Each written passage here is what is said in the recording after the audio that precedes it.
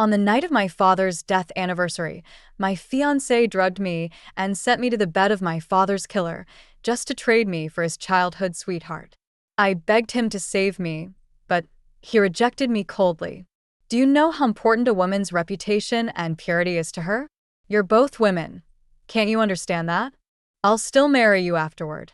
With that, he walked away without looking back, carrying his sweetheart in his arms, leaving me drugged and about to be violated. I fought with everything I had, and in the struggle, I was strangled to death by the man who killed my father. After death, my soul left my body, and only then did I learn the truth. He had taken advantage of my amnesia and lied to me about a so-called engagement, just to steal my family's wealth and cover up the truth about my father's murder. When I opened my eyes again, I was reborn on the very day of the husband selection event. In front of everyone, he put on a show of deep affection. Ali, we've been engaged since long ago. I'm your fiancé. I lazily lifted my eyes and called out to the young master of the Xie family, known as the most notorious playboy in the capital, who was watching the drama unfold from below the stage. My fiancé, this man is pretending to be you. Aren't you going to say something? The melon in Xie Xingyan's hand fell to the ground with a loud plop. The gossip circles in the capital exploded. Everyone in the capital knew that among the four great noble families, Song Qingqi of the Song family and Xie Xingyan of the Xie family were sworn enemies. One was well-read and refined, seen by outsiders as the perfect gentleman. The other was idle and unruly, known by all as a good-for-nothing heir to avoid. They despised each other, and every time they met, it turned into a contest of wills. Song Qingqi's expression turned ugly as he pulled out a letter from his robe and forced himself to stay calm. Ali, don't make a scene. I have a handwritten letter from Uncle Shao to prove that our engagement is real. I'd seen that letter in my previous life, but back then, I didn't know the handwriting had been forged. In my past life, my family was a well-known grain merchant in the capital.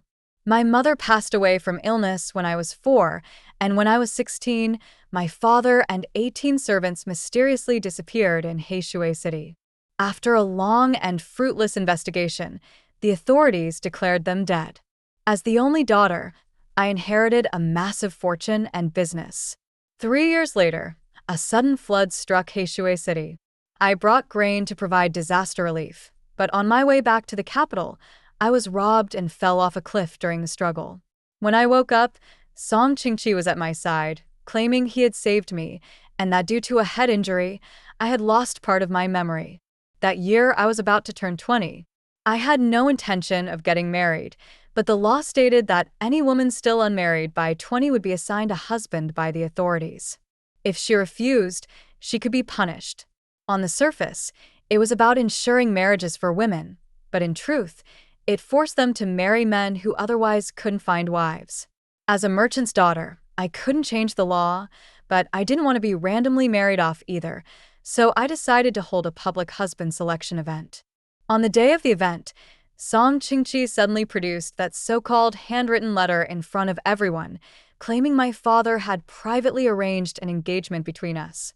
With his good reputation and the fact that he had supposedly saved my life, I believed he would make a good match.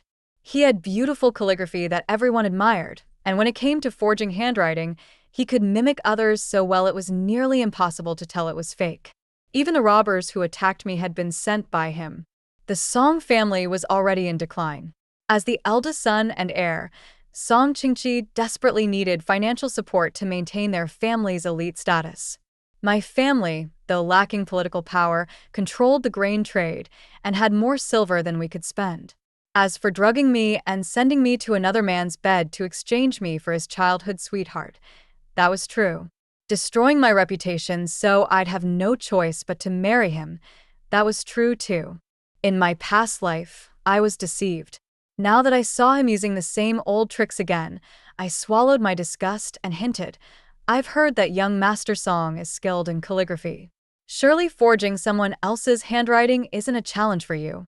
I glanced at Xie Xingyan and he casually chimed in, Song Qingqi, don't tell me this letter is fake? Just last month, I saw you boating with your sweetheart. All lovey-dovey. Now here you are, pretending to be hopelessly devoted to Miss Xiao. Looks like you're not just good with a pen. You've got acting skills too. That was basically calling out Song Qingqi's performance on the spot. The crowd was eating up the drama. Song Qingqi couldn't keep his composure and snapped. Xie Xingyan, stop spouting nonsense. What happens between Ali and me is none of your business. Go home and play the useless young master you are. Xie Xingyan wasn't angry. In fact, he laughed. He took a few quick steps forward, pushed off with one hand, and leapt onto the stage with effortless grace. With his back to the crowd, he gave me a formal bow, then looked up and winked at me with a playful smile. What a handsome young man. He turned around to shield me, flicked his robe with flair, and said lazily to Song Qingqi, "You think you can call her Ali? Are you deaf or just dumb? Didn't you hear her say I'm her fiancé?" I spoke up right on cue. "Young Master Song, please show some respect. Don't call me Ali again. My fiancé might get the wrong idea." Song Qingqi's eyes narrowed with scrutiny, and he said coldly, "Ali." One glare from Xie Xingyan, and he changed his words. "Miss Xiao, even if you lost your memory and don't recognize your father's handwriting, that doesn't mean you should lie. If he really were your fiancé, why are you holding a husband selection event today? Are you treating everyone here like monkeys performing for your amusement?" He was trying to shift the blame and corner me, but he seriously miscalculated. I replied calmly, "In terms of family background, the Xie family ranks first among the noble houses in the capital. In terms of looks, young Master Xie's handsomeness is obvious to all. Today's event is about choosing a husband, and he's here. Choosing him as my fiancé is perfectly reasonable." Xie Xingyan straightened his posture, clearly pleased with my unexpected praise, and grinned with delight. "Exactly. Song Qingqi, clinging on like this is really beneath your so-called scholarly elegance." Humiliated by our back and forth, Song Qingqi's face turned beet red. Under the crowd's whispers and stares, he stormed off in a huff. As expected, today's incident would soon be the talk of the entire capital. After the event ended, I invited Xie Xingyan into the guest hall. Once the servants left, only the two of us remained. The sunlight was warm, and Xie Xingyan leaned against the doorway with the light behind him. His lips curved slightly, but his smile didn't reach his eyes. His tone was lazy. "Miss Xiao, quite the scheme you pulled. You sent me a letter this morning saying there was a good show to watch. I didn't think I'd end up starring in it. You're smart, no doubt. You knew I couldn't stand Song Qingqi and would naturally take the opposite side, forcing me to step in." He let out a cold laugh. "But I won't marry you." I picked up the teacup and took a slow sip. Out of the corner of my eye, I saw Xie Xingyan revert to his usual lazy demeanor after saying those words, as if that cold, oppressive laugh just now had been a mere illusion. Setting the teacup back down on the table, I picked up the invitation beside me. "Tonight, I'll be hosting a banquet at my residence to invite the head of the Xie family and the eldest son to discuss our engagement. Please pass along this invitation for me." Xie Xingyan let out a soft, mocking laugh, his gaze haughty. "Xiao Qingli, I'll let today's manipulation slide for the sake of Song Qingqi's humiliation. But there is absolutely no possibility of a marriage between us. My father and brother won't come to see you either." I remained unfazed. "Please pass on one more message. Once they hear it, they'll definitely come." He raised an eyebrow, intrigued, as if he'd just heard something amusing. "Oh, what is it?" "The flood in Heishui City." Xie Xingyan's expression froze. He stared at me in silence, eyes probing. That evening, at the Xiao residence, I sat alone at the table, watching the lavish spread of food grow cold. Qingji, the maid, carefully reminded me, "Miss, the appointed time has long passed. It's likely the head of the Xie family and the eldest young master won't be coming." When Xie Xingyan left earlier, he didn't say a word, not even taking the invitation. I could only take a gamble. Luckily, half an hour later, a servant came to report. The guests had arrived. Qingji whispered, "Miss, the dishes have gone cold. Should I tell the kitchen to reheat or prepare fresh ones?" "No need." As I saw the Xie father and sons being led in, I stood to greet them and invited them to the seats of honor. I dismissed the servants. For a moment, the room fell into silence. The head of the Xie family, Xie Qingwei, was once a victorious general. Though he had long since surrendered his military power and retired from court, his long-standing authority still made him imposing without needing to raise his voice. Beside him sat his eldest son, Xie Chuchuan, who had studied under the Minister of Personnel. He placed high in the Imperial exams a few years ago and now held a court position with a promising future. Xie Xingyan had lost his mother young and was raised doted on by his father and brother.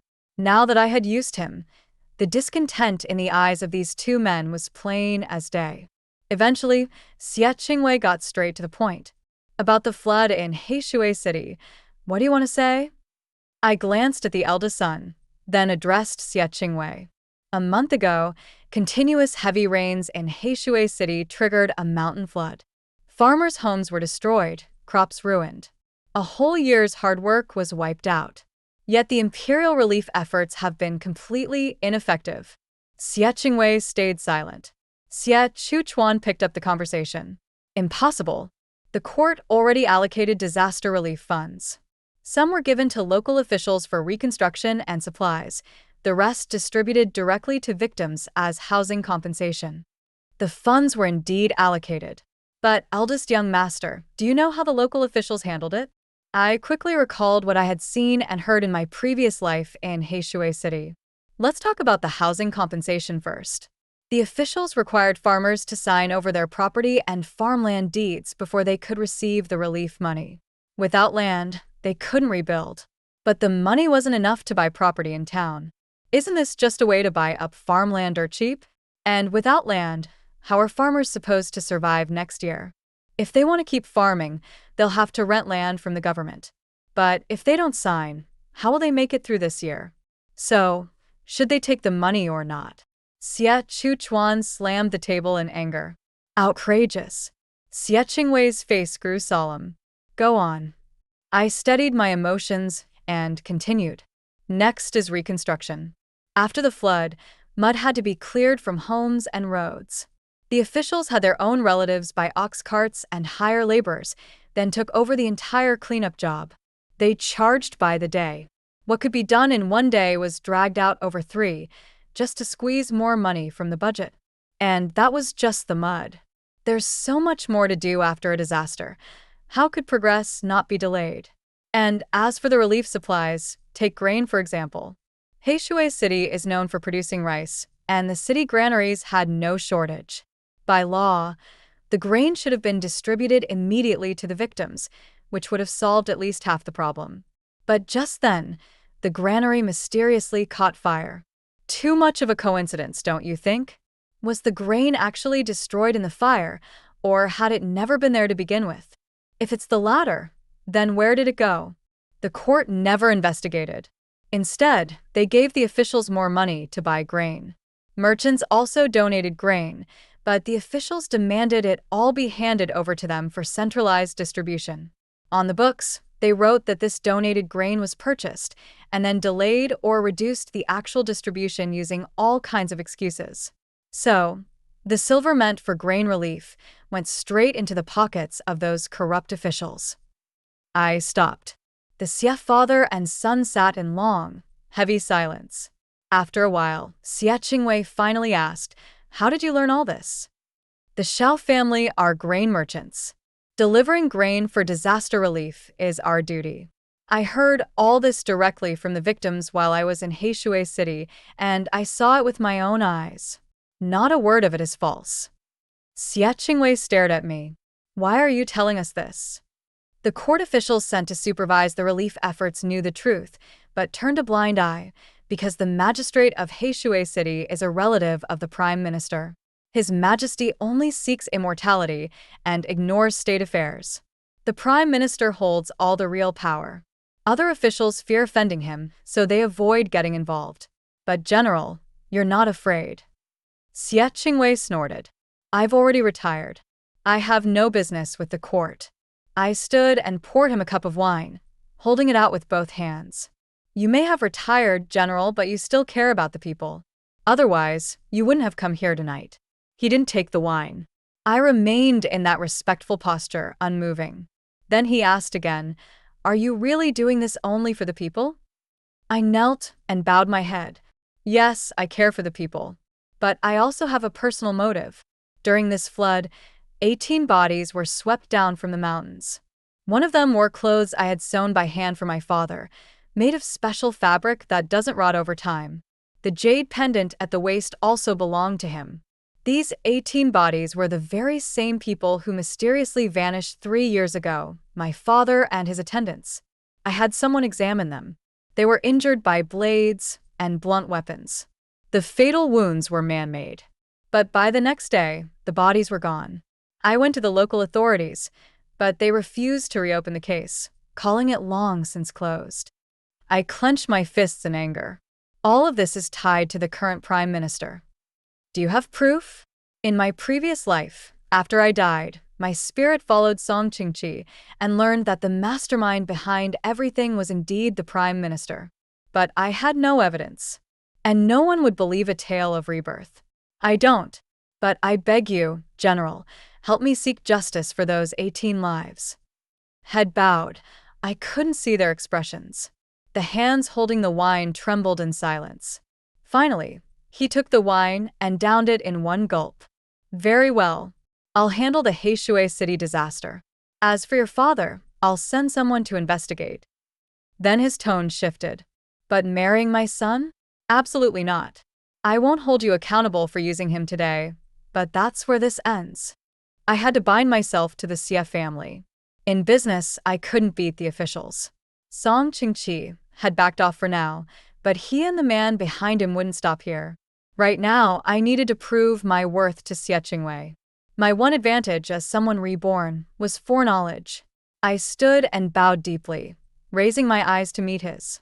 Word by word, I said, "Your second son, Xie Xingyan, was born under the Emperor's star. When two dragons fight, only one survives." Xie Chuchuan's expression changed abruptly. He immediately stood up and drew a flexible sword from his waist, pressing it steadily against my neck. Xie Qingwei's face darkened, a trace of killing intent flickering in his eyes. The air in the room grew tense. My life now hung on a single word from him. His gaze was sharp and cold, as if trying to see through me. "Who exactly are you?" "A friend to the general." Xie Chuchuan scoffed with clear disdain. "Such arrogance. Why should the Xie family work with you?" I looked straight at Xie Qingwei. "General, would you allow me to say a few more words? Once I've said my piece, whether you kill me or not, I won't complain." Xie Qingwei paused for a moment before replying, "Speak." The blade withdrew from my neck. I began slowly. 18 years ago, when the second young master of the Xie family was born, a celestial anomaly occurred. The state astrologer reported that the Emperor's star had appeared. That same night, he was beaten to death. The next day, General, you resigned and returned your military command, and His Majesty made no effort to keep you. In the past 2 years, the border has been invaded multiple times, yet not a single official in court can command an army. Now, with the flood disaster in Heishui City and the failure of relief efforts, the common people suffer terribly. Rumors have begun to spread, claiming that the emperor is without virtue and the floods are a heavenly warning. I'm sure those words have already reached the palace. I know the Xie family has always been loyal, but the imperial heart is hard to predict. The emperor wants to recall you, General, but at the same time, he fears the talk of the Emperor's star. Though you've withdrawn from court, your influence remains. I believe you've also heard the news. Soon, an imperial decree will arrive at the Xie Manor, one recalling you to service and the other naming your second son as the imperial son-in-law. It may seem like an honor, but in truth, it's a way to make him a hostage. The emperor excels at playing factions against each other. He's already handed the logistics and supply work to the chancellor, who has long been at odds with you, General. Can you really trust him not to sabotage it? When the war is tight and the supplies are cut, have you thought about the consequences? If the grain is donated by merchants, it must go through the government. But if it's our own grain, it can bypass both the court and local officials and be sent directly to the front lines under your name. Once all is done, I will willingly annul the marriage with your son. Xie Chuchuan, who had seemed displeased before, now glanced at his father with a meaningful look. Father. Xie Qingwei's expression remained grim, clearly deep in thought. After a long silence, he finally sighed. His Majesty and I were once close friends in our youth. Their old friendship had caused both of them to step back 18 years ago. But in my previous life, that bond still couldn't save Xie Qingwei. In that life, the emperor did recall him, and General Xie led the border troops to a string of victories, turning the tide of the war. Just one last battle stood between them and 30 years of peace. But by then, the Xie family's merit had grown too great. The emperor grew wary and quietly allowed the chancellor to delay the military supplies. In the end, the general died after 100 battles, and none of the brave men returned. Crushed by grief and rage, Xie Xingyan rose in rebellion with his brother's support. Two dragons clashed, and I never lived to see how it ended. Xie Qingwei picked up the wine pot from the table and poured me a cup. You two will marry in 3 days. As for Xingyan, I'll have his brother explain it to him. But don't mention the emperor's star yet. I raised my cup. Of course. I had thought I wouldn't see Xie Xingyan until the wedding day, but unexpectedly, he showed up at the Shao Manor the next afternoon. A Kuju match? Reborn into this life, there was still much in the household waiting to be handled. As I went over the accounts in the study, I couldn't make sense of what this young master of the Xie family was up to. He lounged lazily in the chair. Yeah. My brother told me everything. Since this marriage is just for show, we've got to act the part. There'll be a lot of people watching the match today. It's the perfect time to make things official. I gave it a second thought and realized he made sense.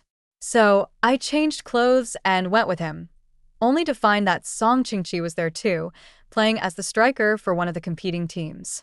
Everyone present widened their eyes the moment they saw Xie Xingyan helping me down from the carriage. Their gazes darted back and forth between the two of us and Song Qingqi, whispering among themselves. The main characters from yesterday's matchmaking spectacle had all shown up. It was clear they were here for the drama. Xie Xingyan frowned and muttered under his breath, "What bad luck. Why is he everywhere?" His expression made me laugh. I leaned in slightly to reassure him. It's fine. Out of the corner of my eye, I saw Song Qingqi's face grow even darker. After we took our seats, maybe it was because Song Qingqi was there, but Xie Xingyan was particularly attentive. He kept pouring me tea and offering me snacks, leaning close to explain the match with a smile. From an outsider's perspective, we looked like a loving, inseparable couple. During the halftime break, as was customary among the young noblemen and women, everyone brought out a personal item as a prize for the winning team.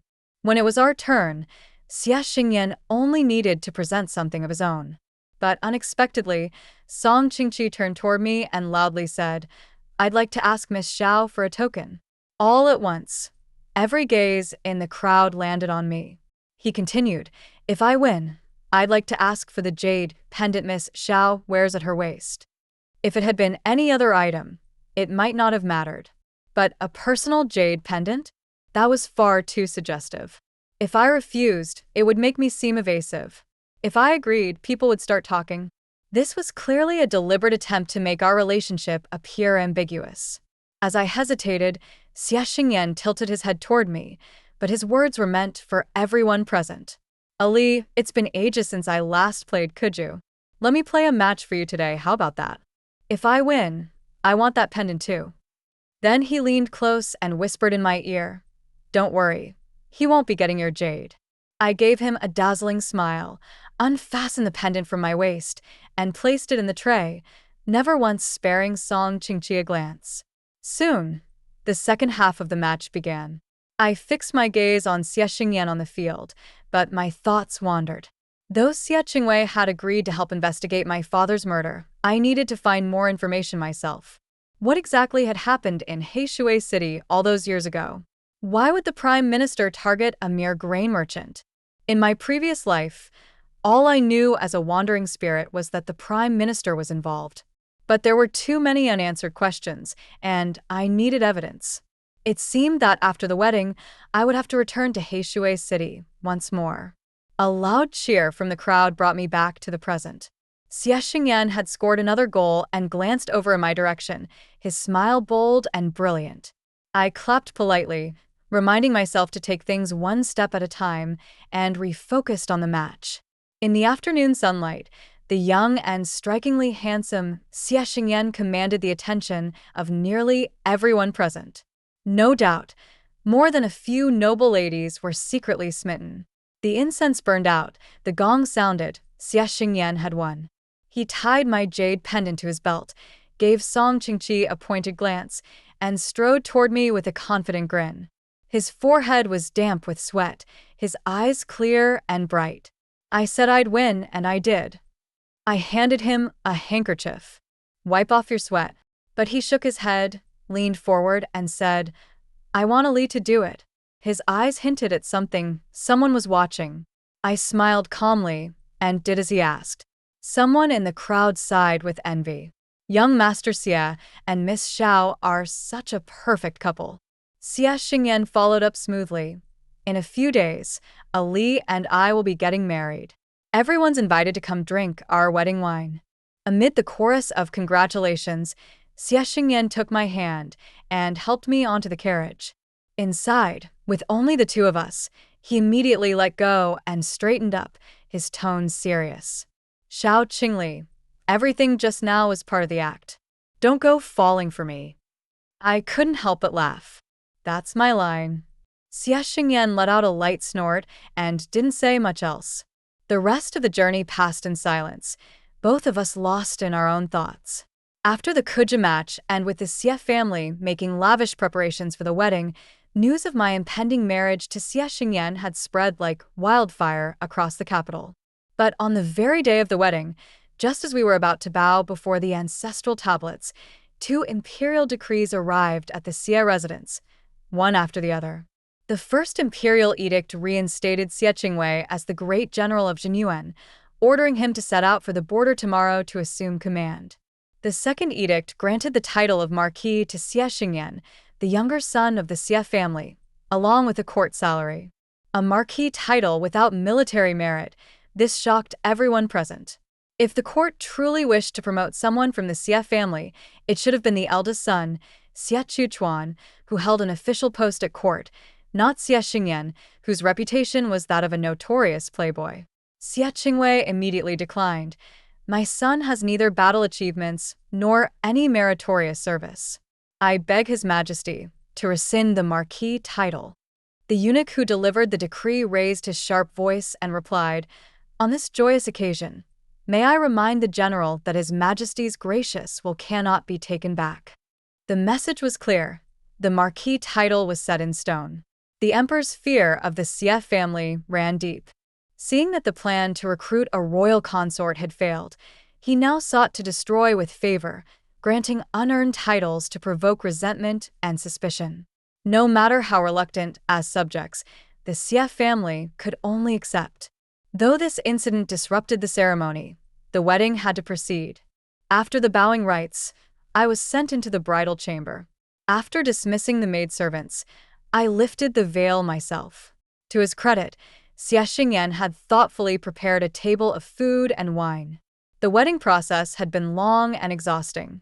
After filling my stomach, I dozed off at the table, only to be awakened late into the night by the noisy sounds outside. It sounded like a group of people escorting a drunken Xie Xingyan, ready to make mischief in the bridal chamber. Xie Xingyan, reeking of alcohol, blocked the door and refused to let them in. At the right moment, Xie Chuchuan stepped in to help send everyone away. The two imperial decrees had put the Xie family in the spotlight. The guests dared not go too far. Sensing the host's reluctance, they offered a few words of congratulations and wisely took their leave. Xie Xingyan dismissed the servants from the courtyard and, staggering, pushed open the door.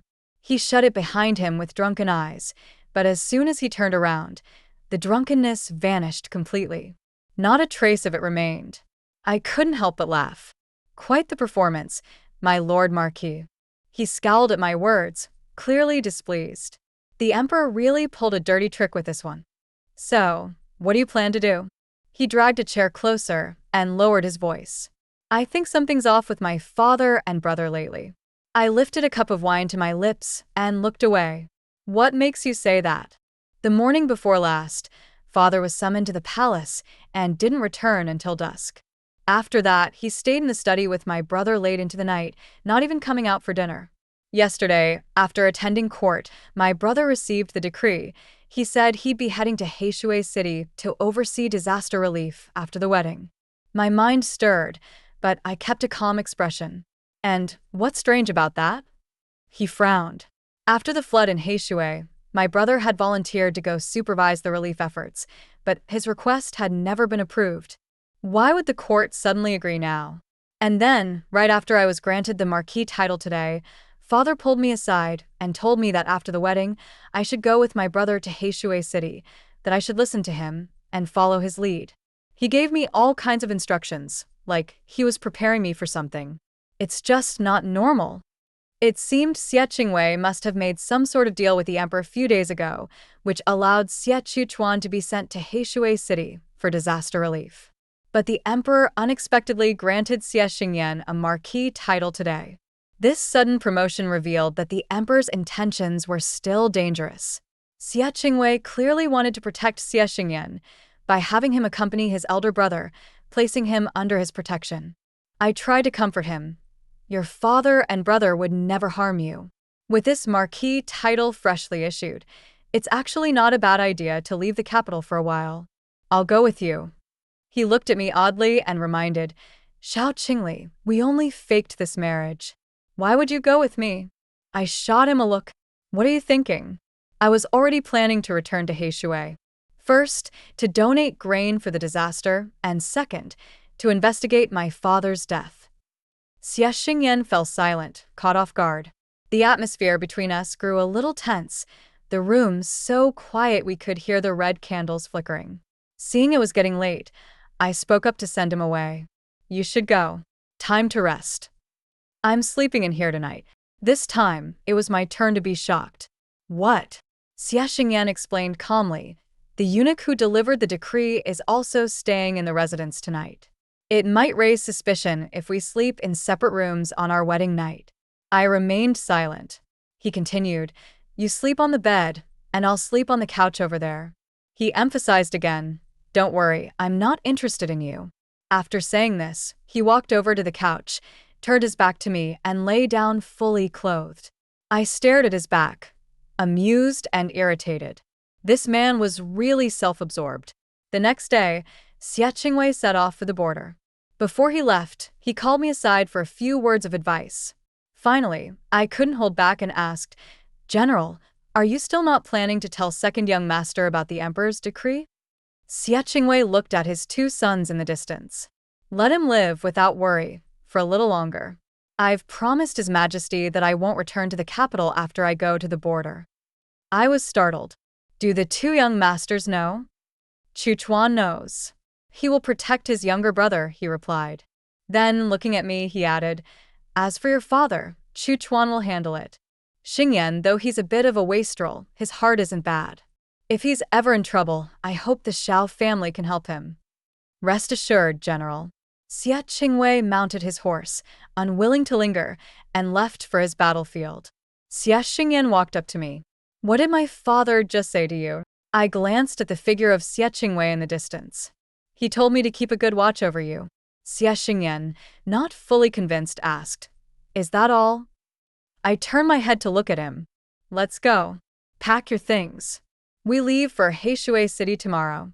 Xie Chuchuan had been sent to Heishui City to oversee disaster relief in plain clothes, intending to secretly investigate the situation.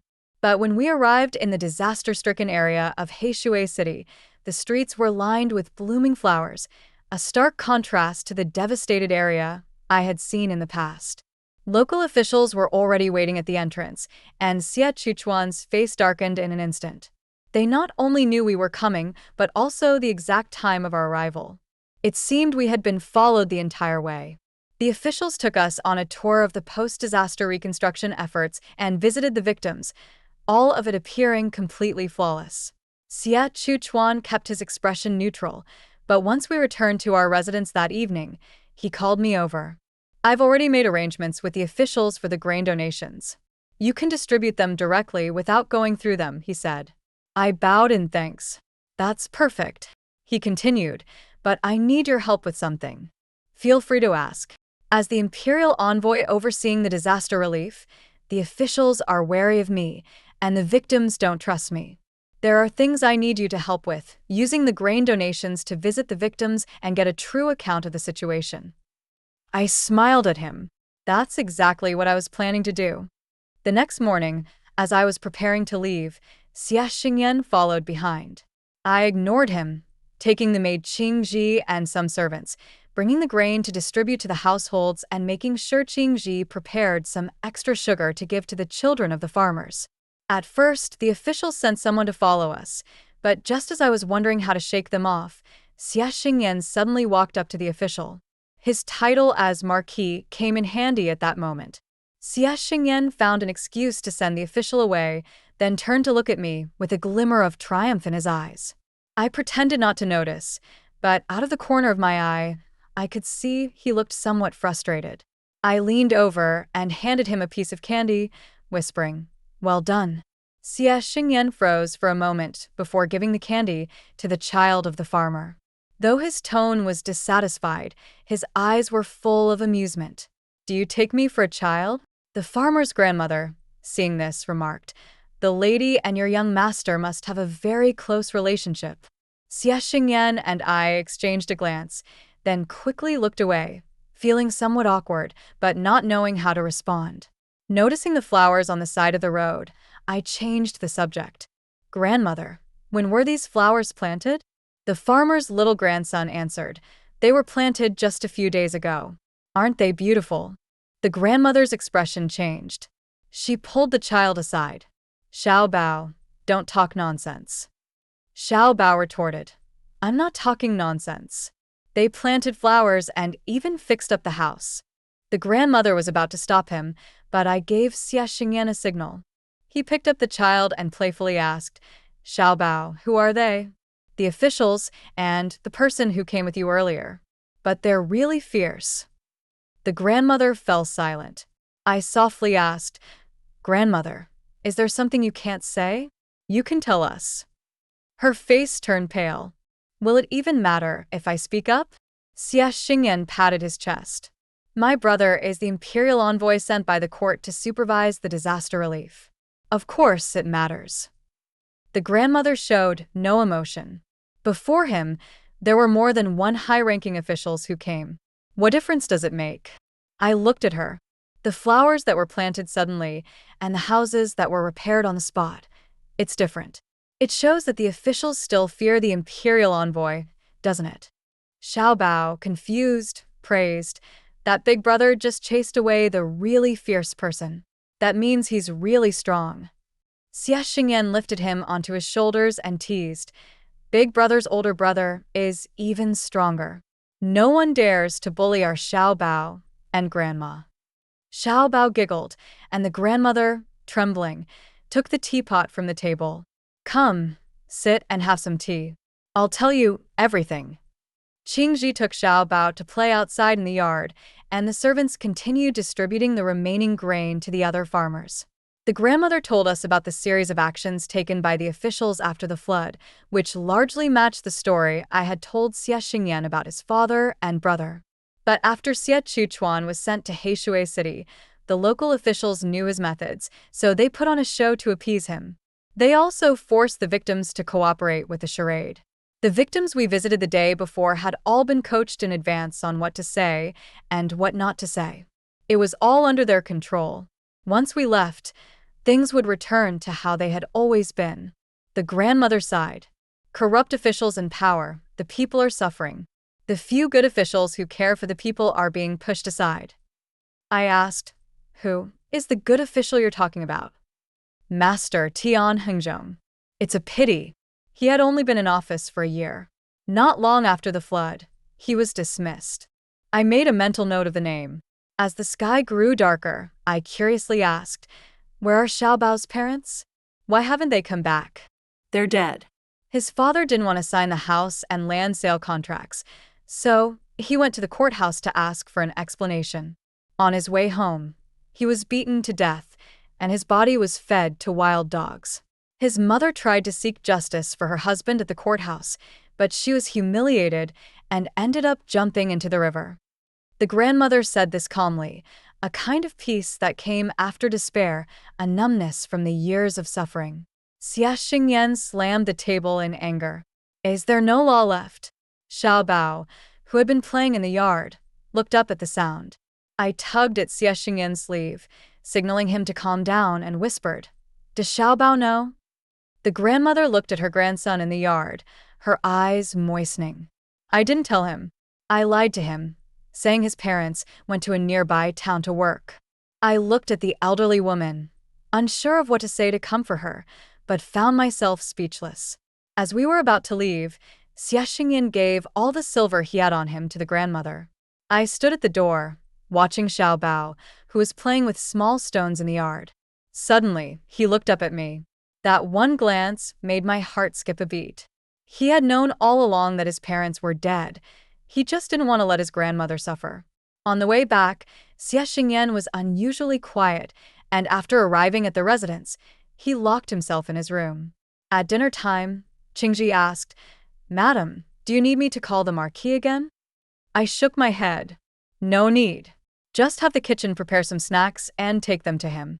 What we had seen and heard today was a considerable shock for Xie Xingyan, who had grown up in luxury, always pampered and protected. Let him digest it alone for now.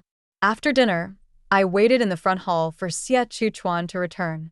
As a newcomer, unfamiliar with the place, and with the local officials being cunning, colluding with each other, and having the support of the Chancellor, I expected his task today wouldn't go smoothly. As expected, when he entered, his face was grim. We exchanged information and sat down to figure out our next steps. Suddenly, I recalled someone mentioned by the old woman earlier in the day. I suggested, Perhaps there's someone who can be of use to us. Who? He asked. Tian Hengzhong. I explained, he is deeply beloved by the disaster victims but was ostracized and dismissed by the local officials. We can temporarily appoint him as a disaster relief official and have him report directly to you. First, he used to be a local official, so he understands the local situation better than we do. Second, we can use him to counter the corrupt officials. Xie Chuchuan thought for a moment. This idea seems feasible. I will go find him later. As for what happened to Xiaobao's parents, I will make sure to seek justice for them and hold the perpetrators accountable. I raised my cup in a toast. Your Excellency is kind-hearted.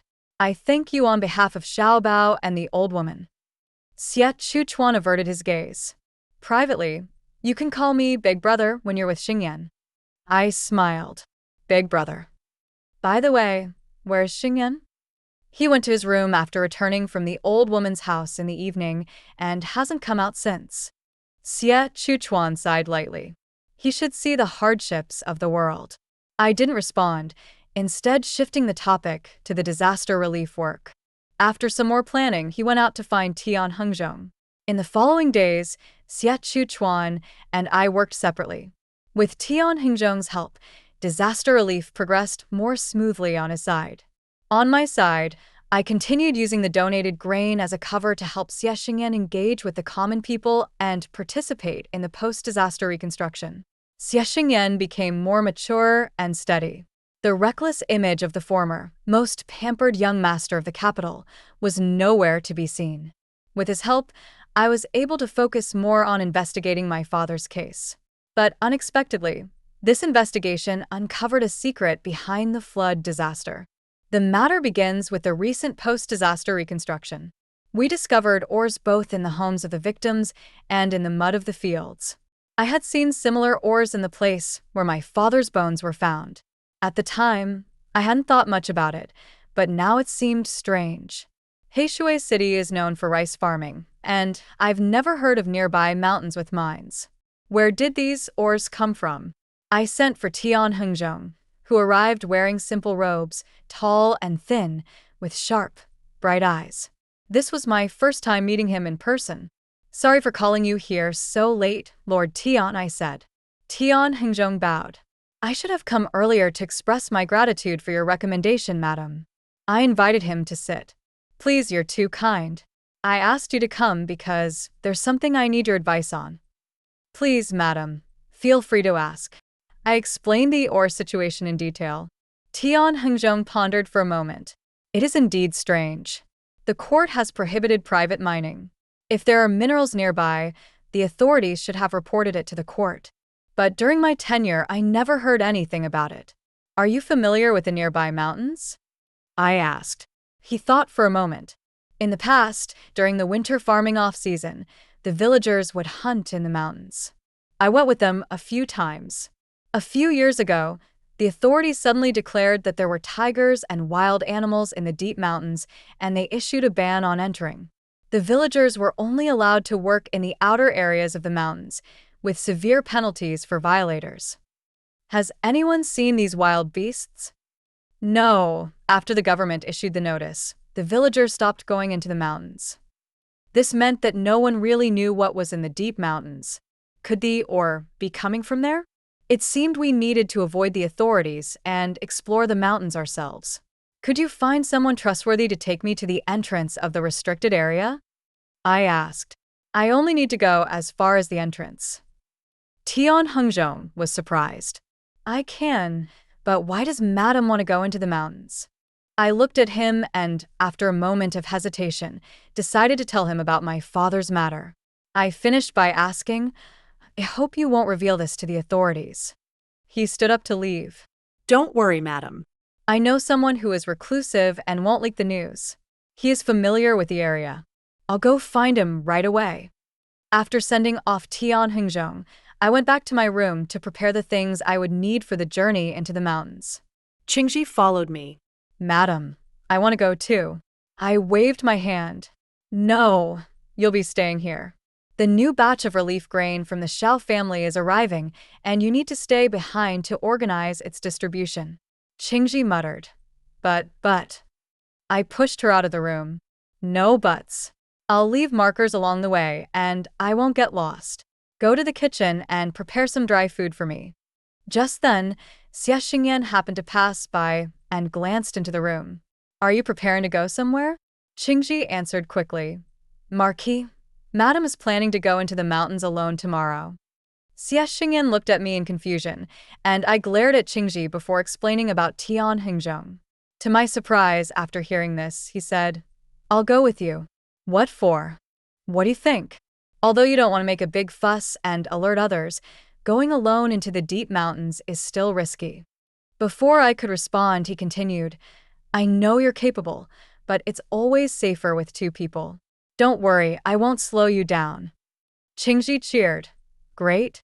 I'll go prepare some dry food for you both. Xie Xingyan turned and left the room. I'll go tell Big Brother. If we're not back in 2 days, he'll send people into the mountains. Their back and forth left me speechless, standing there, unsure of how to respond. The next morning, Tian Hengzhong arrived with a man named Wang Hu. Xie Xingyan and I followed Wang Hu into the mountains. As Tian Hengzhong had said, Wang Hu was quiet, only leading us ahead without speaking much. After several hours, he brought us to the entrance of the restricted area. I took out some silver to thank him, but accidentally revealed my father's jade pendant. Thankfully, Xie Xingyan quickly caught it and handed it to me. Be careful. Don't let it fall, he said. I took it back, just about to put it away when I noticed Wang Hu staring at it. Feeling suspicious, I held the pendant out to him. Do you recognize this jade pendant? For a fleeting moment, surprise flashed in Wang Hu's eyes, but he didn't answer directly. This is the entrance to the restricted area. Please be careful. With that, he didn't accept the silver and turned to leave. Xie Xingyan watched his retreating figure. What a strange man. Though I was puzzled, I didn't have time to dwell on it. We had to keep moving. I carefully put the pendant away. Let's go. Not half an hour later, Xie Xingyan suddenly tensed and threw a stone behind us, shouting, Who's there? Come out. Someone was following us. I drew my sword from my waist and stared intently in the direction of the sound. But to my surprise, the person who stepped out from behind the tree was none other than Wang Hu. Xie Xingyan looked at him warily. Didn't you leave? Why are you following us? Wang Hu approached me. May I ask, madam, what is your relationship to the owner of that jade pendant? The jade pendant is my father's keepsake. Upon hearing this, Wang Hu suddenly knelt before me, trembling all over. I know the truth behind the death of Lord Xiao. A buzzing sound echoed in my head. Xie Xingyan urgently said, Speak quickly. And so, from Wang Hu's mouth, I finally learned why my father had met such a tragic end. 3 years ago, my father had gone to Blackwater City on business with his servants.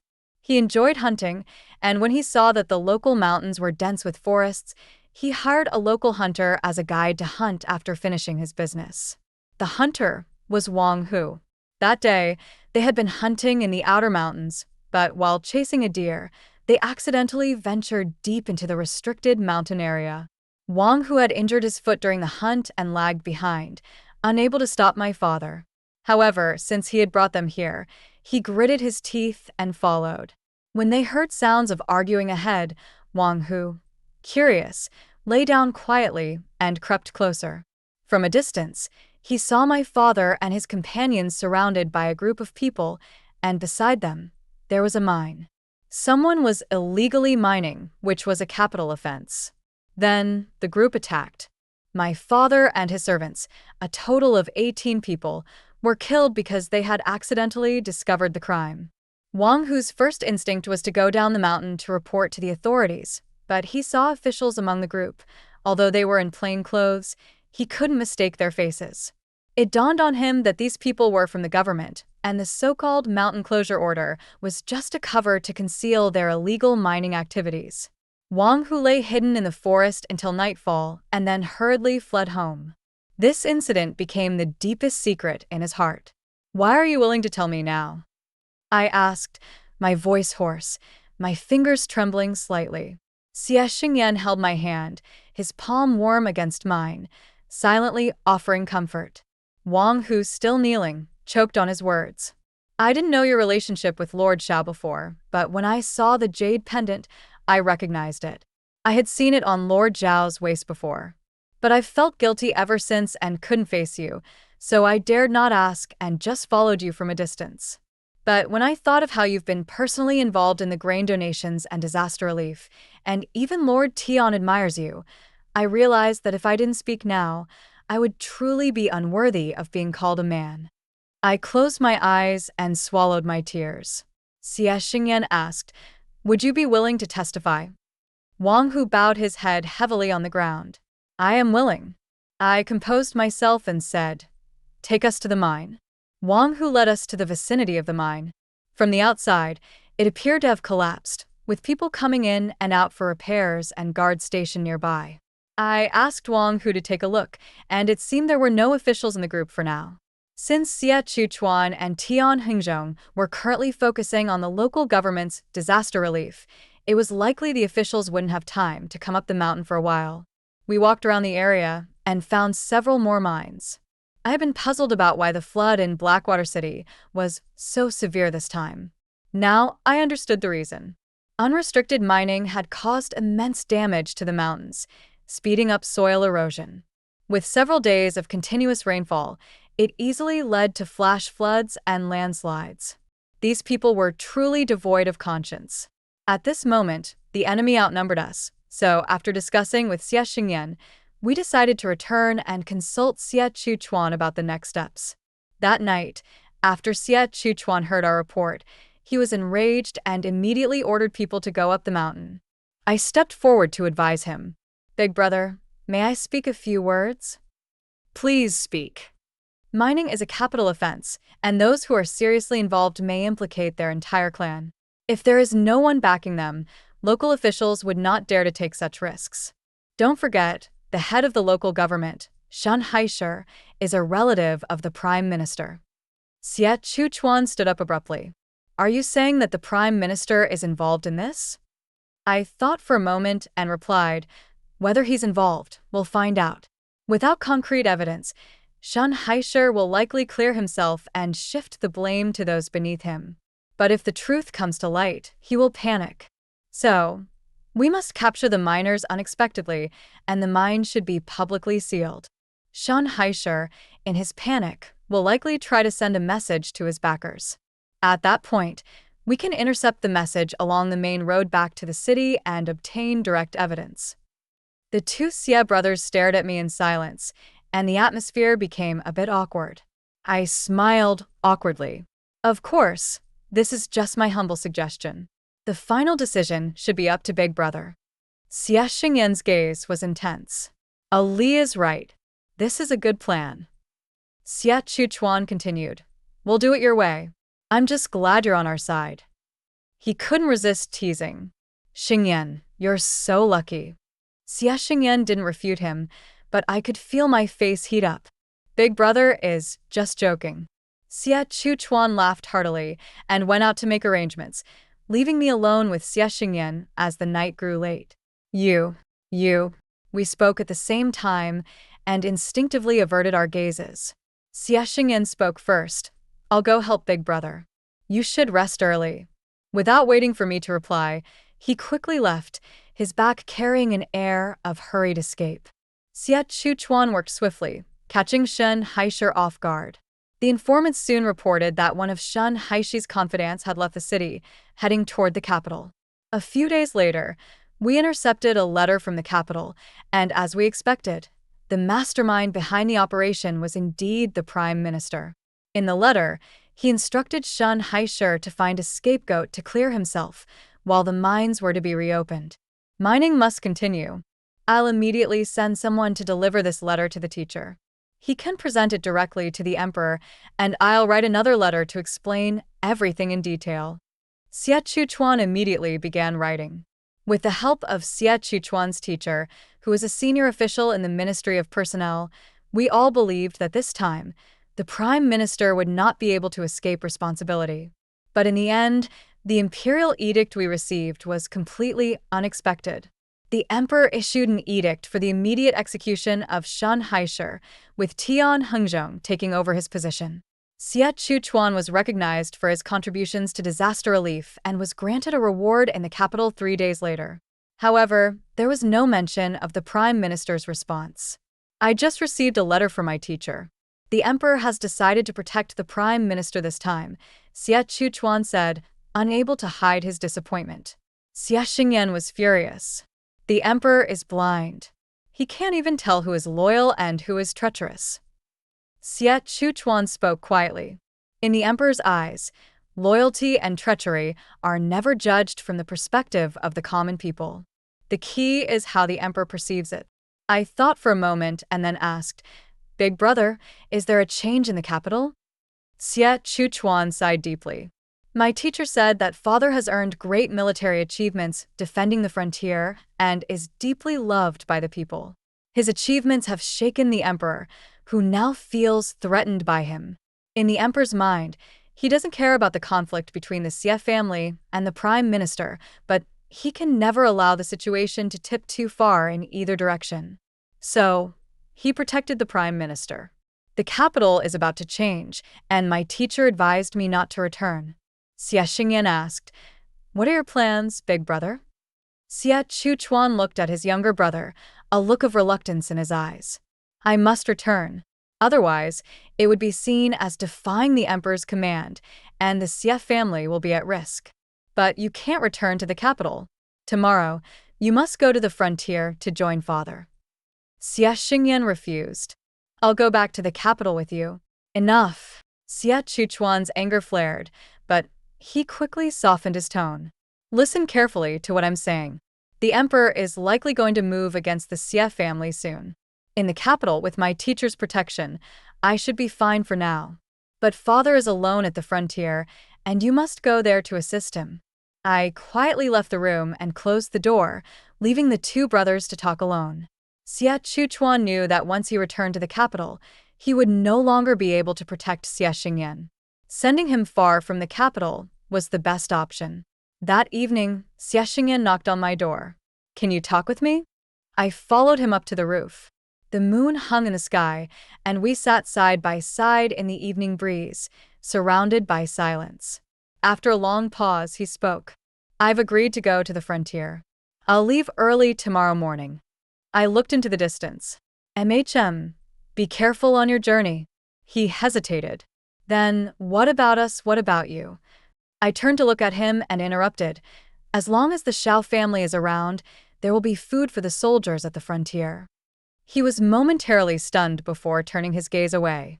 That's true, that's true. After that, we both fell silent, each of us understanding without words that some things could not be said. He couldn't take me with him, and I couldn't keep him from going. We both had more important matters to attend to. The next morning, Xie Xingyan left for the frontier under the protection of his trusted aides. Xie Chuchuan and I stayed in Blackwater City for one more day to handle the remaining matters. With Tian Hengzhong in charge of the disaster relief, I could rest easy. Justice had finally been served for the tragic deaths of Xiaobao's parents. After returning to the capital, in order to handle the Xiao family's affairs more efficiently, I moved back into the Xiao mansion. Once Xie Xingyan reached the frontier, he wrote to me almost every month. Sometimes he spoke of life at the frontier, sometimes of the brutality of war.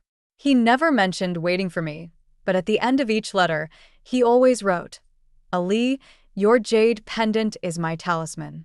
The token from our past game of Kuju had now become his personal possession. Every time they won a battle, the atmosphere in the palace would grow heavier. The emperor had murderous intentions and tacitly allowed the prime minister to delay military supply shipments. Xie Chuchuan had repeatedly tried to push for action in the court, but his efforts were blocked by the prime minister's faction, who only stalled with vague responses. I wrote to the Shao family shops in various regions, asking them to send grain to the frontier, but the government came to find me. To my surprise, the one leading the charge was Song Qingqi. "Shao Qingli, without my official seal and written orders, it is suspicious for merchants to transport grain to the frontier," Song Qingqi said, dressed in official robes, looking quite impressive. "Ridiculous." Xie Chuchuan arrived hastily.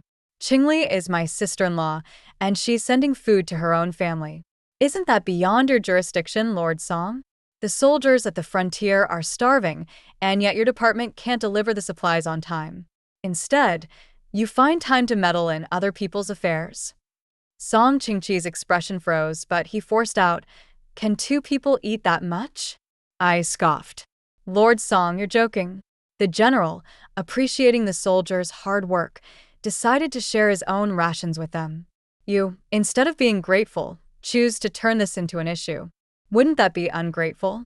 The crowd outside Shao Mansion had grown, and Song Qingqi angrily stormed off, shaking his sleeves. "We'll see." Once he had left, Xie Chuchuan sneered. Song Qingqi comes from a prestigious family of scholars, yet he chose to side with the prime minister. "Big brother, why are you here today?" He sat down and poured himself a cup of tea. "I just returned from court and received an urgent letter from Xingyan. I heard from the servants that Song Qingqi was headed to Shao Mansion, so I rushed over." "What did Xingyan say in the letter?" He pulled out 2 letters from his sleeve and handed one to me. I haven't had a chance to read it yet. I quickly tore open the envelope, and as I read the contents, my heart skipped a beat. I looked up to meet Xie Chuchuan's gaze. He must have learned the same thing from his letter. The prime minister had secretly sold weapons to enemy nations, a serious act of treason. He had secretly mined resources to manufacture weapons and sell them to the enemy. "Does the emperor know about this?" I asked, alarmed. Xie Chuchuan furrowed his brow. "The emperor has been relying on too many elixirs for his health, and he's growing weaker. The prime minister has too much control over the court, and the news never reaches the emperor. But once your grain shipment reaches the frontier and father and Xingyan finish their final battle, returning victorious, the prime minister won't be able to hide this." "But the general said we cannot return without an imperial edict," I reminded him. Xie Chuchuan sighed. "In these special circumstances, we must deal with things differently." A realization dawned on me. "Big brother, are you saying the prime minister might rebel?" "I hope it won't come to that," he replied, though his voice was tinged with concern. But things didn't go as hoped. The news of Xingyan's victory at the frontier came to the palace not long before the emperor suddenly passed away. The Prime Minister led the Imperial guards to seal the palace doors, and he had indeed rebelled. Fortunately, we had prepared in advance, intentionally withholding the news of their victory. Only after General Xie and Xingyan had secretly stationed their forces outside the capital did we send the message back. That night, Xingyan led the army to break into the palace, capturing the Prime Minister and his faction, including Song Qingqi. In the blink of an eye, the capital changed. The late emperor had no sons, and rumors of a new emperor spread among the people. With his previous efforts to win the people's favor through disaster relief in Blackwater City and his military achievements at the frontier, Xingyan was highly respected. The officials rallied behind him, and he was chosen to inherit the throne. Just a few days before the coronation ceremony, he finally had time to visit me at the Shao Mansion. Since our last parting in Blackwater City, our reunion felt a bit distant. I bowed to him. "Congratulations, Your Majesty." Xie Xingyan pulled me down to sit beside him. "The coronation is still a few days away. Tonight, I finally snuck out of the palace to find you. Ali, you must try this. The palace chefs have come up with new pastries. I've tasted them, and they're delicious." As I watched him pull out the pastries, I was momentarily overwhelmed by the feeling that he was still the same young master I had met for the first time, though his identity had changed forever. I took a bite of the pastry. "It's delicious." He smiled, satisfied. That's good. A sudden wave of sadness washed over me, but I forced a smile. "I have 2 requests, and I hope Your Majesty will grant them." Xie Xingyan paused for a moment, then smiled. "Ali, feel free to ask. I will grant whatever you wish. First, I ask that Your Majesty abolish the law that forces women into arranged marriages. Of course, marriage is a personal matter and should be decided by the individuals involved." He agreed while pouring tea for me. Second, I hesitated. "I ask for a letter of divorce." His face showed disbelief. "I cannot agree to this. Ali, you know how I feel about you." I interrupted him. "I don't want to be confined within the palace walls for the rest of my life, and I don't want to share my husband with anyone else." Xie Xingyan grew anxious. "I will only marry you. You will be my empress, and I will not take any concubines. You know I value my freedom, and I enjoy doing business. I'm not suited to be your empress." He was about to say something, but I continued.